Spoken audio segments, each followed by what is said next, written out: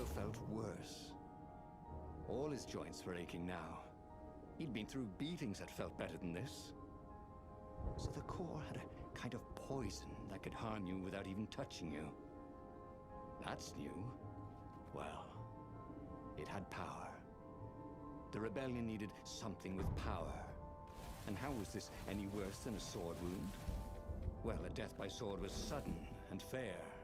This was just squalid. A piecemeal death, like old age.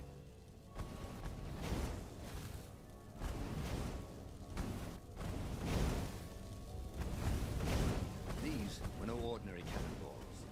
For one thing, ordinary cannonballs were black.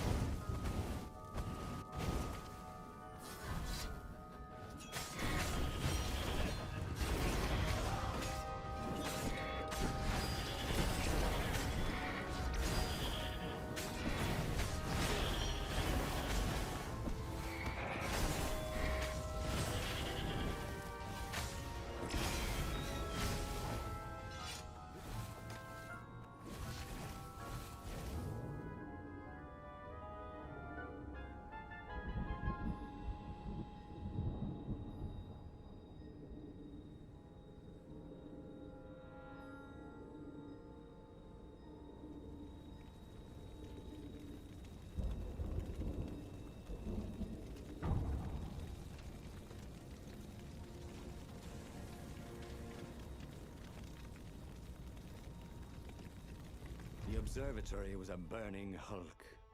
Dead scientists everywhere. Reynardo found the mad rabbit cowering under a desk.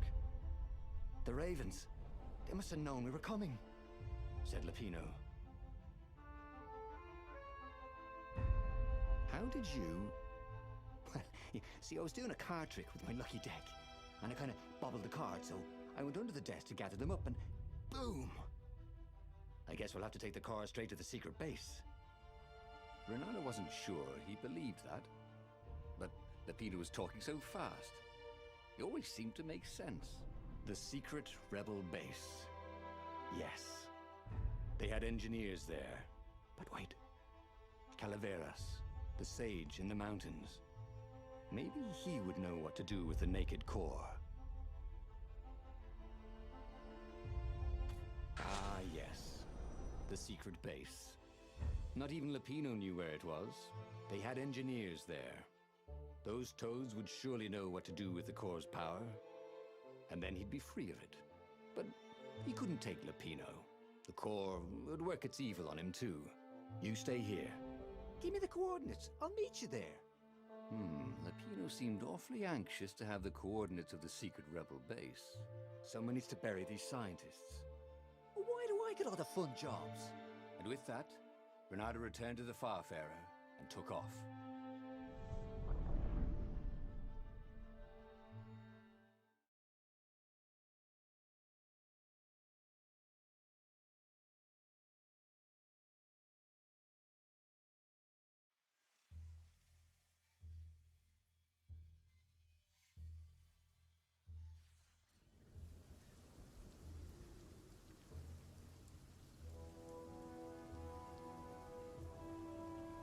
The ruins were quiet, but Reynardo could hear a buzzing in his ears. Was it bugs? Or was it the core slowly feeding him poison? The council would know what to do. If the core had this much power, it could surely change the terms of the great battle that was coming. And maybe they would take this burden from him. Maybe. Reynardo thought about Hypatia's kid. Poor, dumb Peter. Cut down by a goggler. He wondered if Peter had known he was protecting the Book of Destinies. Or was he just another brave kid, making his mummy proud?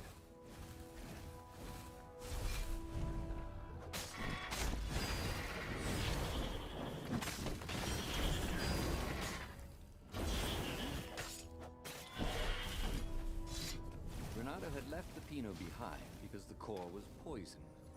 The core was poisoned because he didn't have the armature. didn't have the armature. He rested the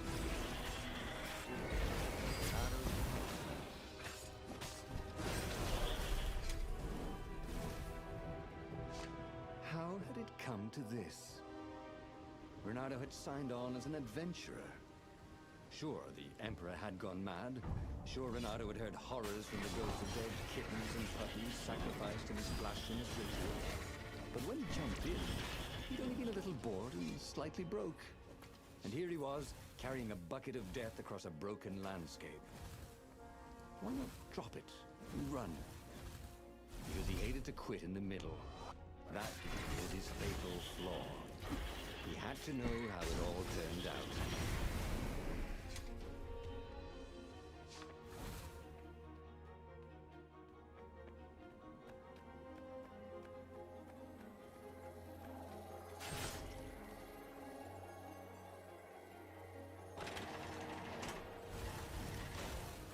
Long stairs. So he was close to the rebel base. Nothing was on fire. So far, so good.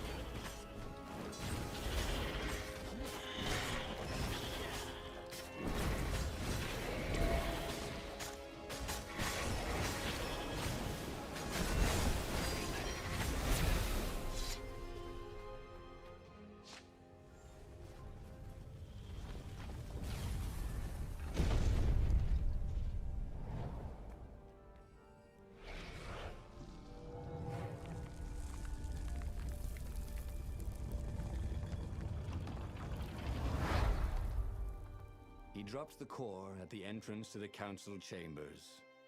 Get that thing out of here! Croaked the speaker. It's making us sick! That's the core of the Sky Ripper, said Reynardo. No, it's not useless at all, Said an engineer toad. it's poisonous. Look at the fox. He's ill, probably dying. Yeah, not useless at all, said Reynardo. So what do? Rub it on His Majesty? The engineer chuckled. Reynardo didn't like it when engineers chuckled. Oh, I got it. Listen, I can make a bomb that spread bits of the core all over a circle about 100 paces wide. Yeah, little chunks of poison and death. All you have to do is just get it near the Emperor. It'll kill him and his bodyguard and chop off the head of the fleet. Yeah, and if we're lucky, might poison some of the ravens around there as well. What about me? Right, what about you? Well, I'll build in a timer. You can set it and run. No, that's a horrible idea, said Reynardo. Well, we have to do something, yes? Said the speaker. This is something. Reynardo couldn't argue with that.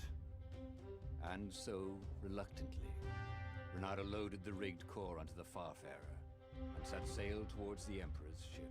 The rebels took the fight to the Imperial fleet, but Reynardo was too sick to enjoy the view. He must have passed out as a firm hand grabbed him and shoved him forward. This was it.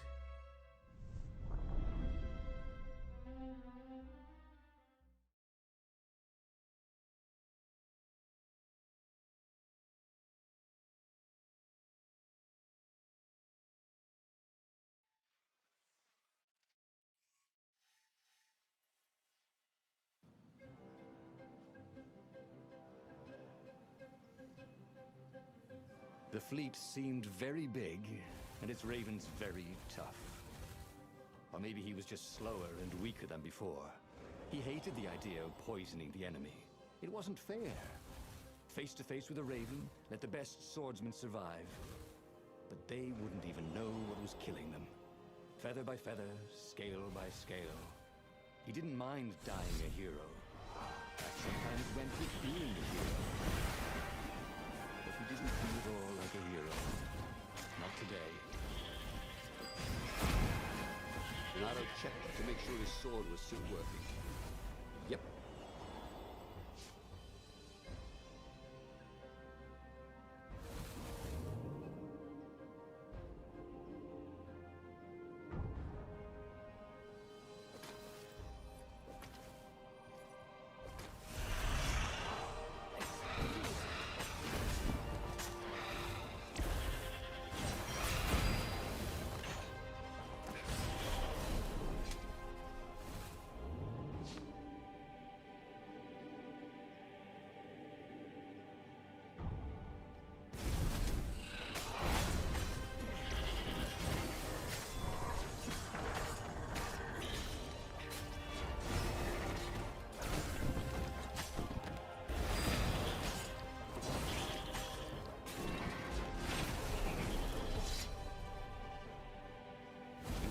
exhausted.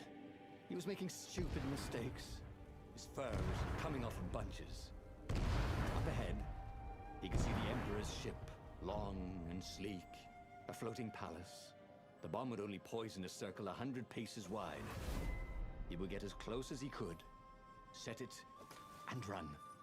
Oh, this was a lousy way to win a rebellion, he thought. He didn't want a medal for this. He just wanted to be forgotten.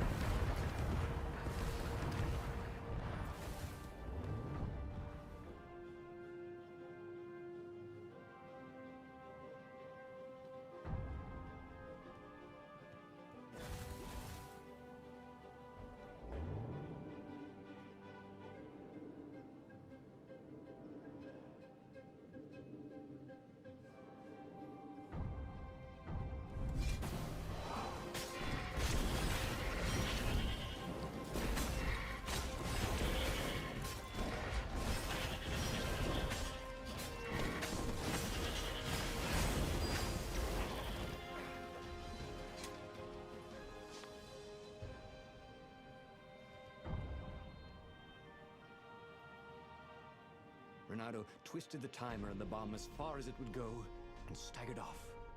His knees hurt. Oh, everything hurt. He staggered away as far as he could until he had to lie down. He could see the entire Imperial fleet from here, and the rebel ships engaged with it.